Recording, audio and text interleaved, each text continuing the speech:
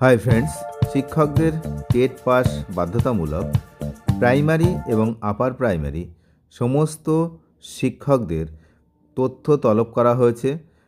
কেন্দ্র সরকার প্রত্যেকটা রাজ্য এবং কেন্দ্রশাসিত অঞ্চল সবাইকে চিঠি পাঠিয়েছে যে আগামী 16ই জানুয়ারির মধ্যে কেন্দ্রের কাছে পেশ করতে হবে সমস্ত রাজ্য এবং কেন্দ্রশাসিত অঞ্চলকে যে কতজন এই এফেক্টেড টিচার রয়েছেন যে তারা এই টেট পাস বাধ্যতামূলকের আওতায় পড়ছেন, তাদের বিস্তারিত তথ্য 16ই জানুয়ারির মধ্যে কেন্দ্রের কাছে পেশ করতে হবে।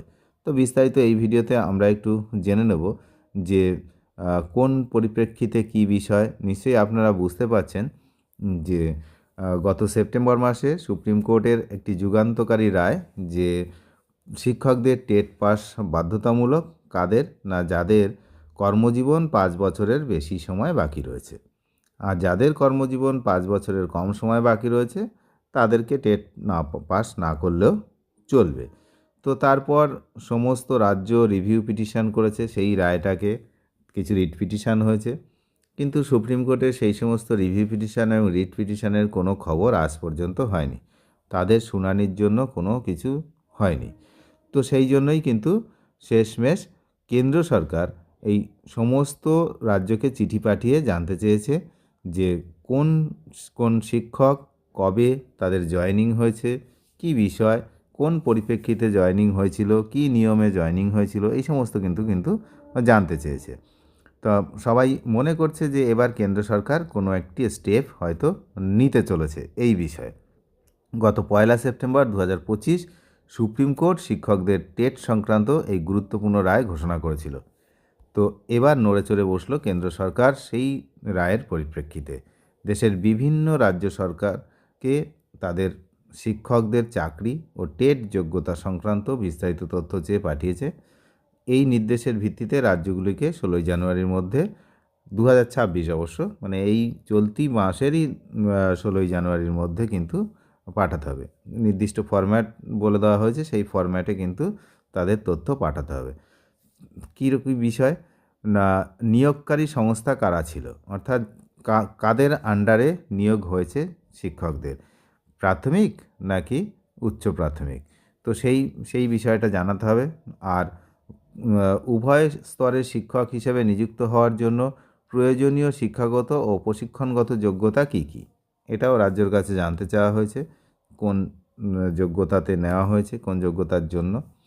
আর পদোন্নতির নিয়মটাও কিন্তু জানতে চেয়েছে যে শিক্ষকদের পদোন্নতির জন্য কী কী নিয়ম রয়েছে। এক এক রাজ্যের এক এক রকম নিয়ম থাকতে পারে, তো সেই জন্য সব রাজ্য থেকে আলাদা আলাদাভাবে চেয়ে পাঠিয়েছে। আর রিপোর্টের মূল অংশটি তৈরি হবে শিক্ষকদের বিস্তারিত পরিসংখ্যান নিয়ে। এখানে বয়স অনুযায়ী স্ল্যাব ভাগ করা আছে।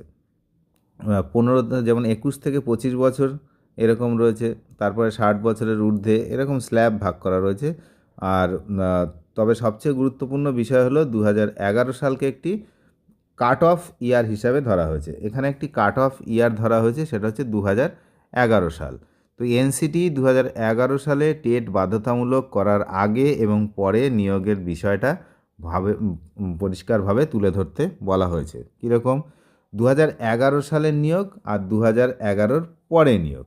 এনসিটির নিয়ম চালু হওয়ার আগে কতজন শিক্ষক চাকরিতে যোগ দিয়েছিলেন, এগুলো কিন্তু কেন্দ্রের শিক্ষা দপ্তরের মানে শিক্ষা মন্ত্রকের প্রশ্ন প্রত্যেকটা রাজ্যকে এবং কেন্দ্রশাসিত অঞ্চলকে, যে 2011 আগে কতজন শিক্ষক চাকরিতে যোগ দিয়েছিলেন, আর 2011 পরে নতুন যে নিয়ম সেটা চালু হওয়ার পর কতজন শিক্ষক নিয়োগপত্র পেয়েছেন, আর চাকরিরত শিক্ষকদের মধ্যে কতজন টেট উত্তীর্ণ আর কতজন নয় তারও একটি পরিষ্কার চিত্র দিতে বলা হয়েছে।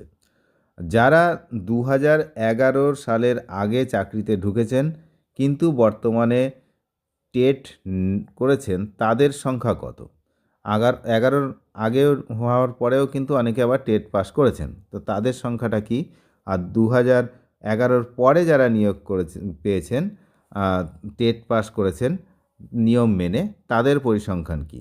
এছাড়াও যদি কোনো শিক্ষক এই কোনো বিশেষ কারণে যদি ছাড় পেয়ে থাকে, অনেক রকম ক্যান্ডিডেট আছে, অনেক ক্যাটাগরি আছে। তো যদি কোনো বিশেষ কারণে ছাড় পেয়ে থাকে, তবে কী কারণে ছাড় পেয়েছে এবং কতজন তারা রয়েছেন এরকম, সেগুলোও কিন্তু আলাদা আলাদাভাবে কিন্তু ব্যাখ্যা করে জানাতে হবে।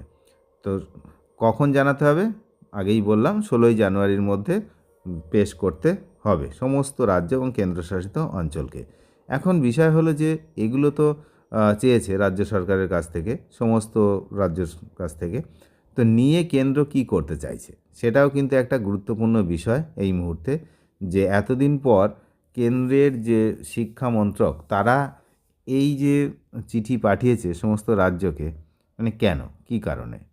কিছু কিছু রাজ্যে এই সামনে ভোট আছে তাই, নাকি অন্য কোনো বিষয়? শিক্ষকদের কি সত্যিই বাঁচাতে চাইছেন, বা নাকি এটা একটা লোক দেখানোর প্রসেস? দেখা যাক কী হয়।